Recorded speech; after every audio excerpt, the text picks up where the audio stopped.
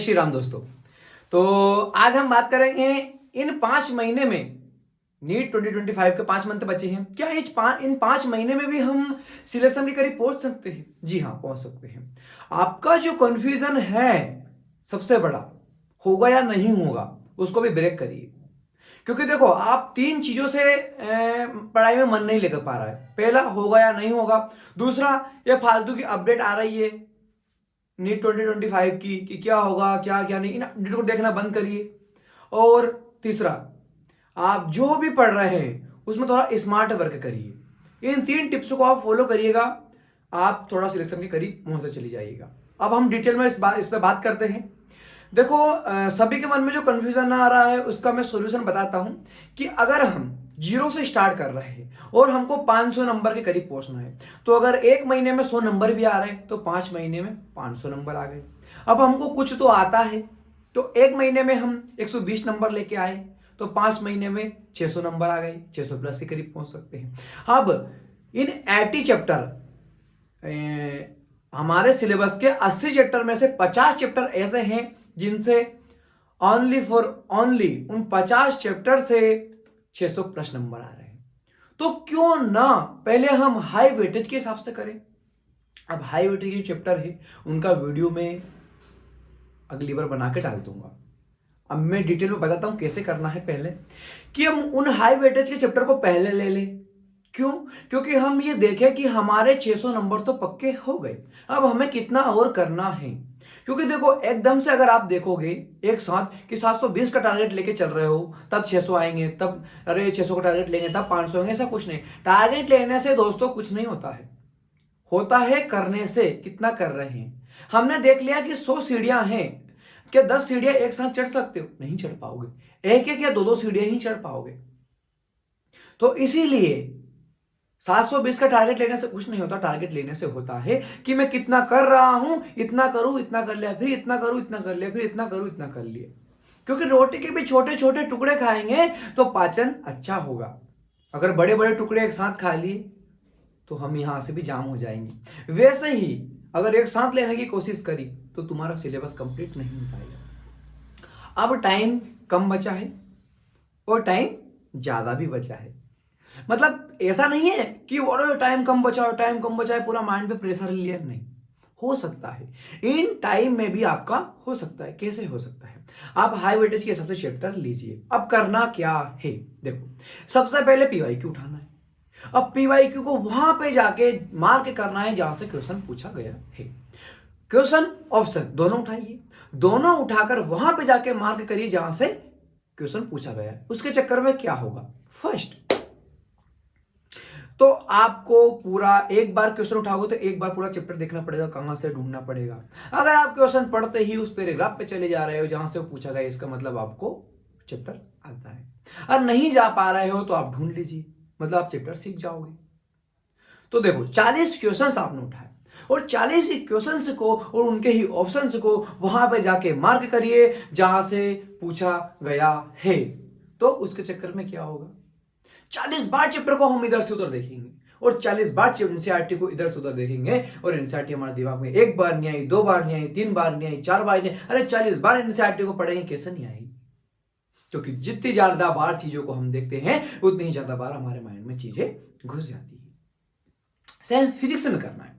Questions उठाओ और वहां पे जाओ, टीचर के नोट्स पे जाओ दोस्तों, और एनसीईआरटी पे भी जाओ जहां से पूछा गया है क्वेश्चंस, और वहां पे जाके करो। यही फिजिक्स में करना है, यही बायोलॉजी में करना है। ऐसा नहीं कि फिजिक्स तो कैलकुलेशन बेस्ड होती है। अरे कैलकुलेशन बेस्ड होती है तो आप फॉर्मूले सीखोगे, आप उसकी थ्योरी 2 क्वेश्चन में ही रट जाओगे। तो इसलिए हर चीज में यही फॉलो करना है। क्वेश्चंस उठाओ और वहां पे जाओ, वहां पे जाके मार्क करो। अब क्या होगा, इसका बेनिफिट बताता हूं। आप पीवाईक्यू आपने कर लिए, फर्स्ट एनालिसिस आपका हो जाएगा कि कौन से टॉपिक से किससे ज्यादा क्वेश्चन आ रहे हैं, कहां से बार बार क्वेश्चन पूछे जा रहे हैं। सेकंड, आपको वो चीजें दिमाग में रट जाएगी। फिर आप क्वेश्चन पढ़ते ही बता दोगे कि उस पेज नंबर का है, उस पैराग्राफ का है, वहां से बना हुआ क्वेश्चन है, कोई अदर क्वेश्चन दूसरा भी देंगे आप वो बना दोगे। उससे पहले आपको ये टिप्स अपनानी पड़ेगी। तो आप 8 दिन ये शेड्यूल फॉलो करके देखिए कि आप क्वेश्चन उठाइए पीवाईक्यू और वहां पे जाके मार्क करिए जहां से पूछा गया है। और आप डेली की, अब ये क्यों बोल रहा हूं, क्योंकि एक बायोलॉजी के चैप्टर को अगर आप लेक्चर देखने में टाइम वेस्ट करोगे तो कोई भी चैप्टर उठा ले उसके 10-15 लेक्चर होते हैं।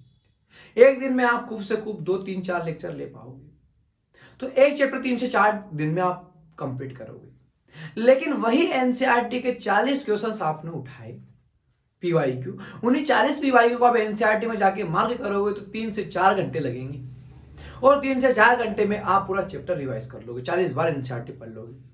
फिर एक दिन में 6 घंटे पढ़िएगा मान लो, तो 6 घंटे यानी कि 2 बार आपने उस चैप्टर को रिवाइज कर लिया। फिर बाकी टाइम और बचा 2-3 घंटे, उनमें आप फिर अदर उसी चैप्टर के क्वेश्चन से लगा ले, तो आपका चैप्टर एक दिन में ही एक चैप्टर मजबूत हो गया। तो 10 दिन में आपके 10 चैप्टर हो गए, मतलब एक महीने में 30 चैप्टर, यानी 50 दिन में आपने 50 चैप्टर खत्म कर दिए। ये भी कर सकते हो। अगर ये नहीं कर पाओ, कुछ चैप्टर बड़े होते हैं, छोटे भी होते हैं, तो ऊपर नीचे करके आप 4 महीने में पूरा सिलेबस पूरा कर सकते हो। 120 दिन आपको सिलेबस पूरा करने में लगेंगे। फिर भी आपके पास एक महीना रिवाइज के लिए बच गया, रिवीजन के लिए बच गया। एक महीने में 4 महीने में आप 120 दिन में आप उन 50 चैप्टर को अच्छे से कर लीजिए, मतलब 600 प्लस पहुंच गए। फिर आप कुछ चैप्टर और छाटिए और फिर देखिए कि मेरा कट ऑफ कितना है, उसके हिसाब से पढ़िए। क्योंकि देखो, आप सोचो कि मैं 720 का टारगेट ले बैठा हूं और 0 से स्टार्ट कर रहा हूं, तो बचे इन मंथ में कहां गए थे आप, कहां जाके बैठे थे? अगर वही टारगेट लेना था तो साल भर आपने स्टडी नहीं की, और आप टारगेट अभी 5 महीने में 720 का ले रहे हो, अभी मत लीजिए। अभी आप आपके कट ऑफ को पार करने की सोचिएगा। मतलब अभी तो आप सोचिए मेरे 500 कैसे आए, फिर सोचिएगा 600 कैसे आए, फिर सोचिएगा मेरे कट ऑफ पार कैसे करूं। आप एक साथ सोच लोगे इतना करने की तो नहीं हो पाएगा दोस्तों। आप डिप्रेशन में, मतलब माइंड क्या है, लो चला जाए। अब देखो, पहली बात, आज स्टडी करने बैठे तो सोचो अरे पूरा का पूरा कर लो, नहीं हो पाएगा। क्योंकि आप अपन इतने दिन से नहीं पढ़े तो फिर नहीं हो पाएगा, डेडिकेशन नहीं बन पाएगा। धीरे धीरे करके ही डेडिकेशन बनेगा।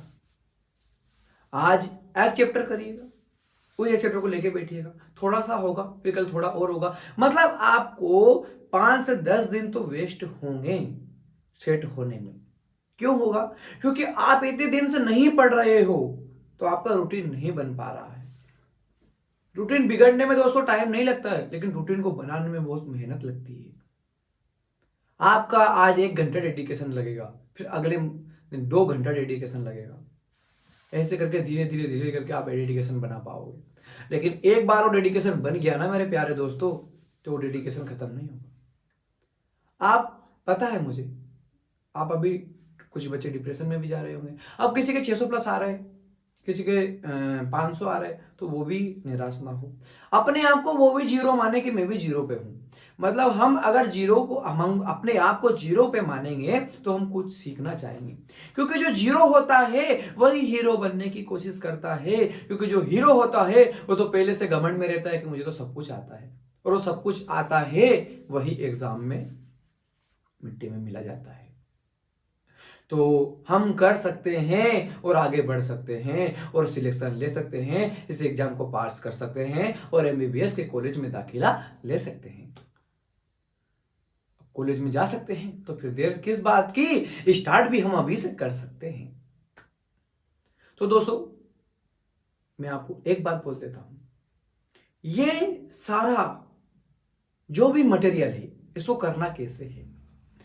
आप लेक्चर देखने में टाइम वेस्ट करेंगे तो देखो सिलेबस पूरा होने का ना रहा। अब आप नोट्स आपके पास होंगे, एनसीईआरटी है, उसमें आप डेडिकेशन से उठाइए और क्वेश्चन पढ़िए और वहां पे जाके ऑप्शन और क्वेश्चन से वहां पे जाके मार्क करिए जहां से पूछा गया है। इसके चक्कर में क्या होगा, पहला टाइम बचेगा, दूसरा बार बार वो चीज आपको फिर भी पढ़नी पड़ेगी। क्योंकि आप लेक्चर तो पहले से देख चुके हैं, आप ड्रॉपर हो, लेक्चर तो पहले से देख चुके हैं, टीचर तो पहले से आपको पढ़ा चुका है। भाई थाली आपके सामने लगी हुई है, खाना तो आपको खुद पड़ेगा। एग्जाम में आप खुद करोगे। सेकंड बात, अभी आप देख देख के करिए। क्यों? क्योंकि देखो कोई भी चीज हम करते हैं, जैसे हमने मैगी बनाई, कुछ भी बनाया, कंपटीशन है, तो हम यूट्यूब पे देखते हैं कि बेस्ट मतलब मैगी कैसे बनाते हैं। आपको आती फिर भी देख रहे हो, इसलिए अभी आप चीजें देख देख के करिए, फिर आप एग्जाम में उन चीजों को बिना देखे करिएगा। सेकंड बात, देखो दोस्तों, एक चीज होता है हमारा, मैंने डॉक्टर के पास गया, और अपना ब्लड दिया और मैंने किसी और का भी ब्लड मिक्स करके दे दिया, तो क्या जांच सही आ पाएगी? नहीं आ पाएगी। इसीलिए मैं जब तक अपना प्योर ब्लड नहीं दूंगा तब तक मेरी एक्चुअल जांच नहीं आ पाएगी। अब आप क्वेश्चन पेपर में क्या करते होंगे? 3 तरह से क्वेश्चन पेपर सोल्व होता है। पहला, आपको बिल्कुल नहीं आता है। दूसरा, आपको 100% आता है। और तीसरा, आप कंफ्यूजन होते हो कि 2 ऑप्शन छाट लेते हो, 2 ऑप्शन बचता होगा, ये करूं या ये करूं। अब आप क्या करते होंगे? 80% अरे ये होगा तो वो लगाते हो, लेकिन असली में ना तो वो सही था ना ही वो गलत था। मतलब आपने दूसरे का ब्लड मिक्स कर दिया। आपको एक्चुअल जिसमें 100% श्योर हो वही क्वेश्चन लगा के आइए, ताकि आपके माइनस मार्किंग ना हो। फिर आप घर पे आके देखिए, जो सिलेबस आप टेस्ट से पहले कंप्लीट नहीं कर पा रहे तो टेस्ट के बाद कंप्लीट कर सकते हैं। कैसे? आप देखिए, उन क्वेश्चंस को उठाइए और वहां पे जाइए सिलेबस में जहां से पूछा गया है। फिर आप देखिए क्या मुझे 100% छांटना भी आता है या नहीं आता है। देन उसके बाद में आप देखिए कि मेरे को जो बिल्कुल नहीं आए थे कि मेरे को क्यों नहीं आए थे। उसके बाद आप देखिए जो जिनमें कंफ्यूजन थे कि मैं कंफ्यूजन क्यों था। फिर आप जहां से जाके देखोगे ना, फिर पता क्या आप पता पड़ेगा। आप बोलोगे अरे तो इतना ईजी था, मैं कर सकता था। हाँ भाई, तू कर सकता था और अब भी कर सकता है। फिर अगली गलती मत करिए। मतलब हम देखो क्या होता है, किसी को फांसी देते हैं तो फांसी देने से पहले क्या होता है, उसके सारे चेकअप होते हैं, कुछ बीमारी तो नहीं, कुछ नहीं, सब चेकअप करके ही उसको फांसी दी जाती है। इसीलिए आपकी भी फांसी है। आपकी भी 4 मई को फांसी है, एग्जाम में फांसी है, फांसी दी जाएगी। उससे पहले सारे टेस्ट सारे चेकअप कर लीजिए, क्योंकि उस फांसी के दिन अगर आप चेकअप करने बैठोगे, गलती करने बैठोगे, तो गलती फिर दोबारा दोहराएगी। इसीलिए आप पहले ही सारी गलतियां कर लीजिए, उसके बाद चाहे उस दिन गलती ना हो। तो दोस्तों, जितनी ज़्यादा हो सके उतनी गलतियां भी कर लो और क्वेश्चन प्रैक्टिस करो। लेक्चर देखने की ज़्यादा कोशिश मत करो। लेक्चर के चक्कर में टाइम वेस्ट ना करें। एनसीईआरटी पे फोकस करें, पीवाईक्यू पे फोकस करें और इन चीज़ों पे फोकस करके आप आगे बढ़े। मैं कुछ आईएमपी चैप्टर के जो है नाम दे दूंगा। आईएमपी चैप्टर लेके आऊंगा एनालिसिस करके, अगले वीडियो में बताऊंगा। उन आईएमपी चैप्टर को आप अपने हिसाब से कर लीजिएगा, हाई वेटेज के हिसाब से कर लीजिएगा और आप निराश ना होइए। अभी भी टाइम है, आप कर सकते हो और दोस्तों आगे बढ़ सकते हो। मतलब बहुत सारे अगर बोल रहे हैं कि नहीं 5 महीने बचे, कुछ नहीं हो सकता, अरे टाइम कम बचा कैसे करूं, अरे टाइम कम बचा कैसे करूं, यही सोचने में अगर टाइम निकाल दिया तो फिर क्या होगा। फिर सोचते हैं आज तो सोचा अरे चलो कल से मैं बहुत अच्छे से स्टडी करूंगा, और फिर वही हवा, अरे स्टडी नहीं कर पा रहा हूँ, अरे ये नहीं कर पा, सोचने में अरे 5 महीने बचे कैसे करूँ, ये कैसे करूंगा, इसको सोचने में टाइम निकाल दोगे भाई तो करोगे कैसे भाई। इसको नहीं सोचिए, सोचना बंद करिए और स्टार्ट करिए, बस करना कैसे है। और करना कैसे हो दोस्तों, मैंने आपको बता दिया कि अभी लेक्चर को ब्रेक करिए और एनसीईआरटी पे फोकस करिए। आगे भी अगर आपको कुछ कंफ्यूजन हो तो YouTube पे नीड टू एमएस प्लेटफॉर्म की सपोर्ट टीम के नंबर दे रखे हैं। अगर किसी को ज़्यादा ही प्रॉब्लम आ रही हो तो उस नंबर पे आप कॉन्टेक्ट कर ले, हमारी टीम आपसे कॉन्टेक्ट करके आपको सॉल्यूशन प्रोवाइड करवा देगी। देन हमारे भी एक बैच चला रखा था, हमारे भी एक बैच चल रहा है, उसकी भी डिटेल आपको टेलीग्राम पे need to MS platform name से एक चैनल बना हुआ है, उस पर मिल जाएगी। तो दोस्तों, आगे भी मैं अब स्टार्ट कर रहा हूँ, कुछ अच्छी अच्छी चीज़ें लेके आऊँगा आपके लिए और आपको बताऊँगा। ओके, जय श्री राम दोस्तों, स्वस्थ रहिए, मस्त रहिए और बिना टेंशन के आप फ्री रहिए।